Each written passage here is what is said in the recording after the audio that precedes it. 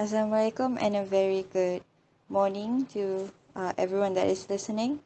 My name is Rabiato Adawiyah binti Nazir. My metric number is B0920100019. And today I'll be presenting regarding the introduction. For the introduction, it is unnecessary conflict in workplace can destabilize the organization or the company harmony. The point of our group conflict is about Malaysia's overworking and overtime issues in companies. Unnecessary overworking can cause certain types of conflict, especially towards worker and colleagues. Thank you. Definition of organization conflict. Organizational conflict, or otherwise known as workplace conflict, is described as a state of disagreement or misunderstanding resulting from the actual or perceived dissonance of needs, belief, resources, and relationship between the members of the organizations. At the workplace, whenever two or more persons interact, conflict occurs when opinions with respect to any task or decisions are in contradiction. There are three known types of organizational conflict: process conflict, the disagreement over the procedure or method the team or group should use for completing its task; relationship conflict, a conflict resulting from either personality clash or negative emotional interaction between two or more people; task conflict, disagreement about the problem, solutions, and decisions regarding concrete issues at work such as resources, work assignments, interpretation of fact, politics, and etc. Hello, my name is Shahida binti Ekade. My metric number is B0920100258. Today I will talk about how to handle conflict. Conflict negotiation is the process of resolving of dispute or conflict by meeting each party demands and effectively addressing their interests so their parties are satisfied with the outcome. Normally in negotiation, one side problem is likely the problem of the other side and vice versa. This knowledge can assist us in improving conflict resolution abilities. The first way to handle conflict is clarifying the problem. Identifying the source of the disagreement will help employee and the employee comprehend how the issue began in the first place. Both sides will also be able to persuade each other to agree on the nature of the disagreement. The second point is employers need to investigate the situation. Employees need to time to investigate the situation after listening to both parties concerned. They need to find out more about what's going on, who's involved, what's at stake, and how every employee is feeling. This can be done by taking notes of their statements and summarizing them. Next, employers need to determine ways to meet the common goal. Both parties must have unified goal, which managing conflict processing, which is to resolve the issue and prevent it from resurfacing. They need to listen to one another, discuss and brainstorm until an option has been exhausted. Furthermore, both parties need to agree on the best solution and determine the responsibility each party has for the resolution. Find a point of agreement. Determine the roles and duties of each side in settling the problem after that. It's also critical and crucial to make sure this opportunity is used to figure out what's causing the problem and prevent it from happening again. Moreover, the outcome needs to be evaluated and how things are going and decided on preventive strategies for the future. The problem needs to be always seen and evaluated because it could be resurfaced. But if we take the necessary steps, this could be prevent if it repairs. In order to handle conflicts in a workplace, the employer and employees need to have better understanding. Both parties need to consider the outcome of discussion that might have an impact on each other and everyone in the company. Employers need to understand that employees also need time for them outside the working hours. This part is crucial to get the best outcome for both parties. Employees that can give their best work can make more profit for the company. That's all from me. Thank you. The strategy in overcoming the problem related to working overtime or overwork We need to find some good and effective plans to ensure that the problems between the two parties, whether the employee or the employer, will be resolved properly. The first method is to provide accommodation for the both sides. This is the mindset that aims to avoid confrontation by accommodating the interests of goals of the party. The accommodating party often claims less of the total value in the negotiation than the accommodated party. As we know, the worker of any company can easily be burdened by the new task from the employer. If it is not stated in the job description, it is a big issue that can be disputed as a worker. Next, the competition, also known as contending, is the next phase for the problem. When one party's goals is to beat or outperform the other, this is referred to as competition. This strategic approach focuses on grabbing rather than the creating value in the negotiation. As a result, a worker needs to be brave to stand forward if something is not right is happening. This is important to make sure the employer will not take advantages to give us more tasks than what is stated in the contract or in the job description. The following step in collaboration for the problem solving or interrogation about the problem. This is a win-win or integrative approach. This strategic approach aims to collaborate in a way that adds to the whole value of the negotiation. If one negotiator pursues an integrative strategy without regard for the others, the other may manipulate and exploit the collaborator, taking advantage of the good faith and goodwill shown. Employees need an agreement that will benefit both parties. This is very important to ensure that neither party will take advantage of the opponent. A good agreement must be in the name of both parties, and it must be in writing. Avoidance should be used for this problem because of the uncontrolled situation for the worker or employer, as the term suggests. By ignoring the conflict of interest or dispute, this strategic orientation aims to reach an acceptable result.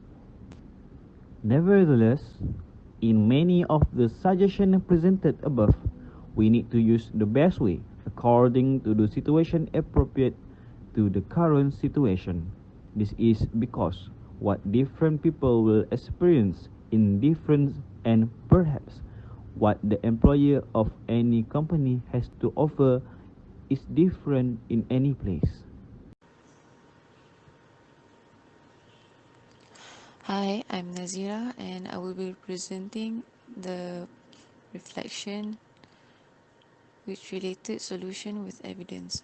First, having a trusted third party or tactic higher authority as alternative, because sometimes negotiations get stalled because one or both parties are reluctant to put their best offer on the table, so enlisting a trusted neutral third party is the right move. In private meeting with a third party, each side could disclose its bottom line.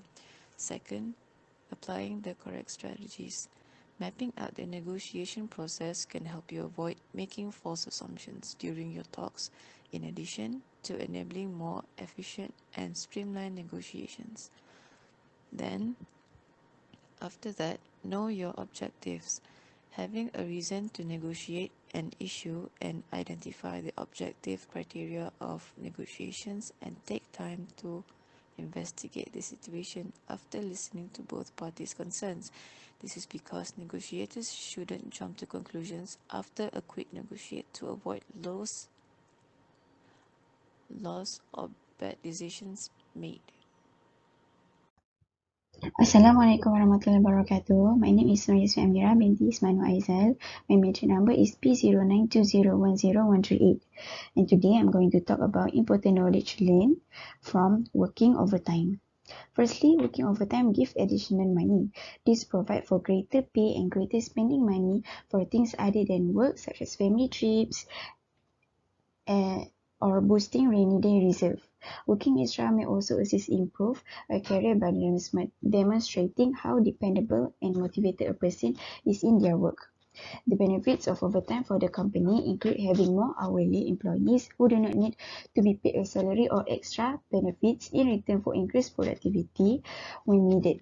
Seasonal overtime may be required and hourly employees may feel more valued earning additional money than salary employees who may not always qualify for overtime and are not compensated for extra hours work during busy seasons. This can boost morale and staff retention, especially if the overtime is selective or publicized ahead of time.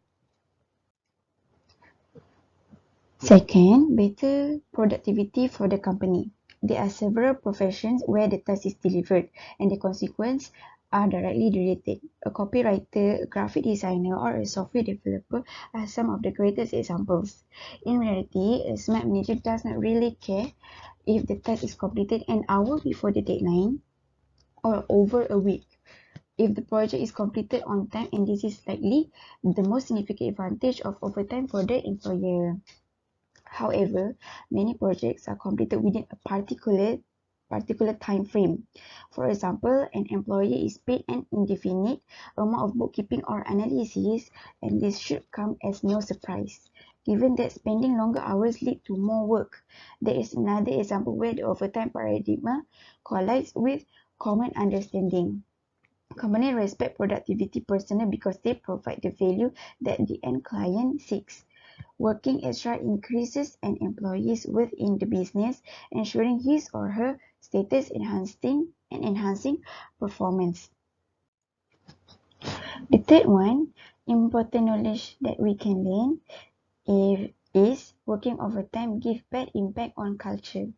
Working overtime may be tremendously detrimental to corporate culture. Even when individuals opt to remain late because they truly want to, it helps to gradually normalize the situation. Others will feel obligated to remain late because everyone else does, fostering animosity and creating an unpleasant environment in which to spend additional time. Seeing individuals lingering late all the time does not help management. It implies that an employee's immunity as a person with a family, friends, and other interests is valued more than productivity. Good management understands and values the value of personal life outside of work. Aside from presenteeism, overtime has additional negative consequences on the workplace. For example, if employees depart early to make up for previous overtime, it makes it difficult for colleagues to cooperate with them, especially if a firm operates during core hours. Similarly, if some employees leave on time but others stay late, choices that are not collaborative might be made, resulting in confusion and anger. The second last one of important knowledge that we can learn, working extra hours cause health problem. Working extra hours and stressing about the job raises stress levels. It also increases the risk of depression, anxiety, and other mental health problems. Working overtime strains personal connection, increasing your risk of depression. People commonly identify night shift employment with an increased risk of accident owing to sleep deprivation. However, these are far from the only risks associated with working at night and resting during the day. Fighting the body's natural circadian rhythm is linked to a variety of physical height risks, such as heart disease and increased risk of cancer. According to one study cited by the American Physiology Association, metabolic syndrome, which is characterized by symptoms such as elevated triglyceride levels, high blood pressure, high glucose level, all of which contribute to heart disease and also diabetes. It's common in those who work at night shift and increases in frequency when workers sleep less than 6 hours on average. The last one of the important knowledge we learn from working overtime is decreased productivity of the workers. Working overtime makes assume that when employees work more than 40 hours each week, their productivity suffers dramatically. An employee working 60 hours per week for lengthy periods of time produces a little more than a person working the customary 40. Labour unions were the first to propose the hours to be limited to only 40. But data indicates that once the 40-hour limit is surpassed, both industry and knowledge employees suffer, while industrial employees feel physically exhausted after 40 hours per week. And knowledge workers become physically exhausted at the same time. According to several studies, intellectual workers demand even more breaks and time off than industrial employees. In many companies today, the culture is that the more hours you put in, the more productive and industrious you must be. Employees must remain longer, expect that when the pink slips are distributed, the magic hand will pass them by because by the extra hours work. Unfortunately, history has shown that when employees are overworked, they do not create any more production. Furthermore, employees are frequently upset since their work-life balance appears to be non-existent. Thank you. That's all from me. Hello, my name is Muhammad Zafri and I will be explaining the conclusion of our part. So, in conclusion, long hours spent in office can be draining on employee productivity and morale. Therefore, it will affect employee lifestyle and company performance.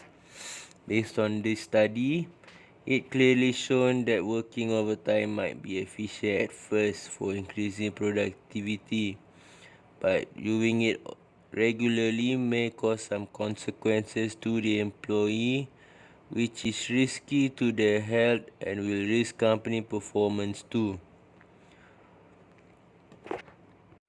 Not only that, working overtime could also result in conflict that can bring discord towards employee, thus resulting in a non-suitable friendly workplace environment.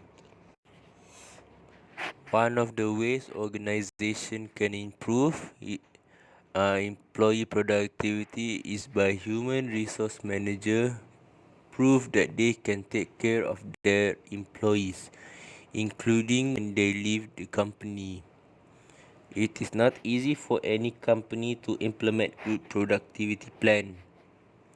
By giving current emphasis on employee engagement and the advent of the employee relationship economy, human resources leaders need to play their roles to create workplace environment and design programs that can build highly effective teams armed with the right tools and resources to help them get the most out of their efforts.